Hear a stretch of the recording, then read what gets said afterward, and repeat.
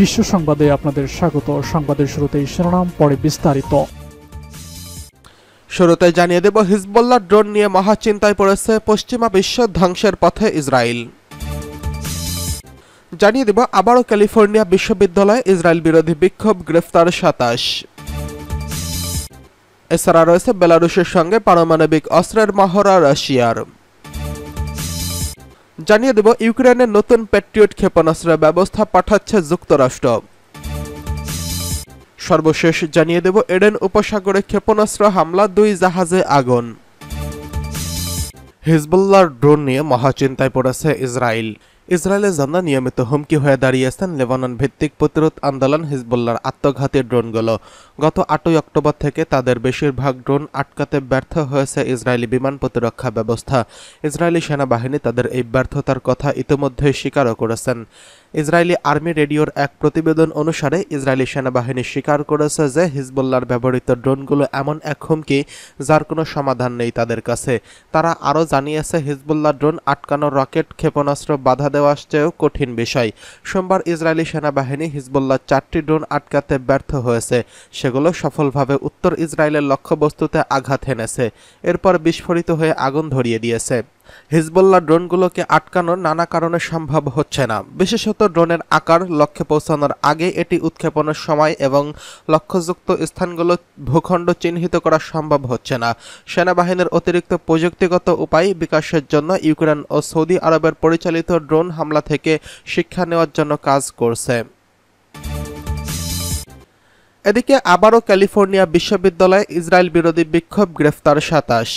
আবারও যুক্তরাষ্ট্রের loss অ্যাঞ্জেলসে অঙ্গরাজ্যে California বিশ্ববিদ্যালয়ে ইসরায়েল বিরোধী বিক্ষোভ হয়েছে।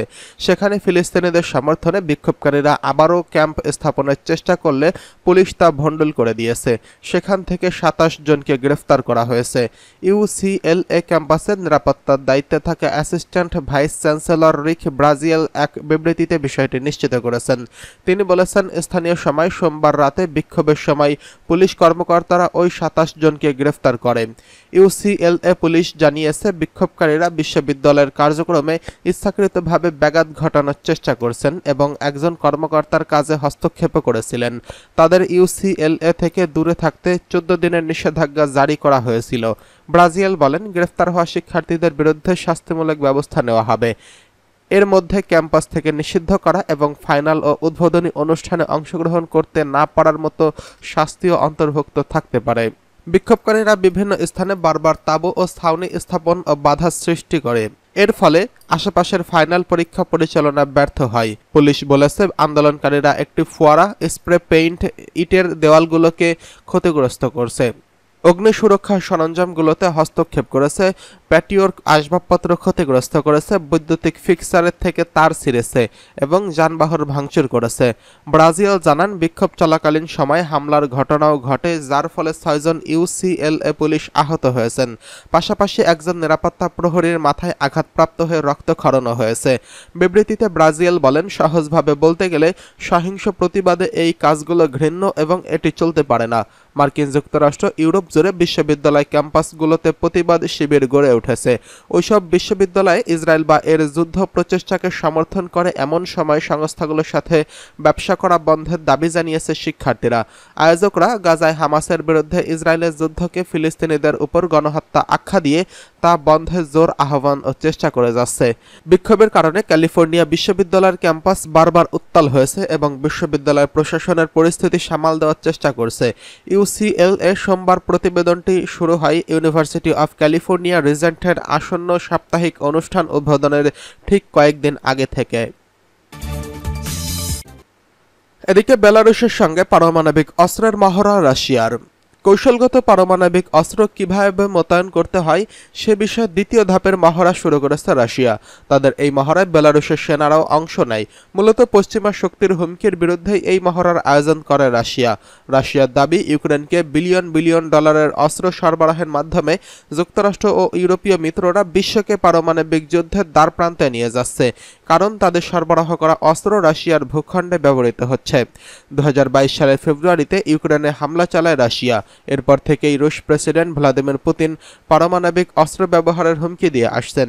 মহড়ার প্রথম পর্যায়ে ইস্কান্দার ক্ষেপণাস্ত্রকে কিভাবে সশস্ত্র ও মোতায়েন করতে হয় তার প্রশিক্ষণ দেওয়া হয়েছে।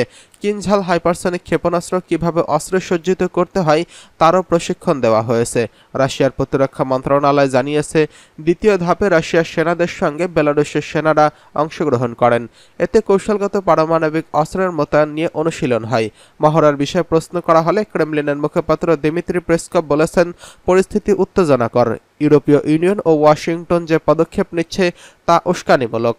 যদিও শুক্রবার পুতিন বলেছেন, ইউক্রেনের জয়ের জন্য রাশিয়ার পারমাণবিক অস্ত্র ব্যবহার করার কোনো দরকার নেই। সেন্ট পিটার্সবার্গের ইকোনমিক ফোরামে রাশিয়ার এক প্রভাবশালী বিশ্লেষক প্রশ্ন করেন, ইউক্রেন ইস্যুতে পারমাণবিক পিস্তল ধরা হবে কিনা। জবাবে পুতিন বলেন, এই ধরনের অস্ত্র ব্যবহারের কোনো পরিস্থিতি দেখছি না। রুশ প্রেসিডেন্ট আরও বলেন, পারমাণবিক অস্ত্রের ব্যবহার হতে পারে বিশেষ ক্ষেত্রে, যেমন সার্বভৌমত্ব ও দেশের অখণ্ডতার উপর হুমকি তৈরি হলে, কিন্তু আমি মনে করি না এই ধরনের সময় এসেছে। পারমাণবিক অস্ত্র ব্যবহারের কোনো প্রয়োজন নেই। এদিকে ইউক্রেনের নতুন প্যাট্রিয়ট ক্ষেপণাস্ত্র ব্যবস্থা পাঠাচ্ছে যুক্তরাষ্ট্র। আগামী কয়েকদিনের মধ্যেই ইউক্রেনে আরেকটি প্যাট্রিয়ট ক্ষেপণাস্ত্র আকাশ প্রতিরক্ষা ব্যবস্থা পাঠাবে যুক্তরাষ্ট্র। ঊর্ধ্বতন প্রশাসন ও সামরিক কর্মকর্তাদের বরাত দিয়ে মার্কিন গণমাধ্যম নিউ ইয়র্ক টাইমস এই প্রতিবেদনে এই তথ্য জানিয়েছেন। প্রতিবেদনে বলা হয়েছে, পশ্চিমা অংশীদারদের সঙ্গে কূটনৈতিক বৈঠকের গুরুত্বপূর্ণ সপ্তাহের শুরুতে আরও বিমান প্রতিরক্ষা ব্যবস্থার জন্য ইউক্রেনের প্রেসিডেন্ট ভলোদিমির জেলেনস্কি আবেদন করার পর এমন উন্নত আকাশ প্রতিরক্ষা ব্যবস্থা সরবরাহের সিদ্ধান্তের খবর আসলো। জেলেনস্কি সম্প্রতি পূর্ব খার্কিভ অঞ্চলে রক্ষা করার জন্য আরও অনেক প্যাট্রিয়ট ক্ষেপণাস্ত্রের ব্যবস্থা দেওয়ার অনুরোধ জানিয়েছেন। সেখানে রাশিয়া সম্প্রতি নতুন করে আগ্রাসন চালাচ্ছে। মঙ্গলবার বার্লিনের এক পুনর্গঠন সম্মেলনে জেলেনস্কি বলেন, ইউক্রেনের উপর রাশিয়ার সবচেয়ে বড় কৌশলগত সুবিধা হলো আকাশে তাদের আধিপত্য। রাশিয়ার বিমানের সাহায্যে ব্যাপক ক্ষেপণাস্ত্র ও বোমা হামলা চালাচ্ছে, আর এটি তাদের সৈন্যদের স্থলভাগে অগ্রসর হতে সাহায্য করছে। তবে কবে নাগাদ এই ক্ষেপণাস্ত্রের ব্যবস্থা ইউক্রেনের কাছে হস্তান্তর করা হবে সে ব্যাপারে জানতে চাইলে পেন্টাগন তাৎক্ষণিকভাবে কোনো সাড়া দেয়নি। এদিকে এডেন উপসাগরে ক্ষেপণাস্ত্র হামলা, 2 জাহাজে আগুন।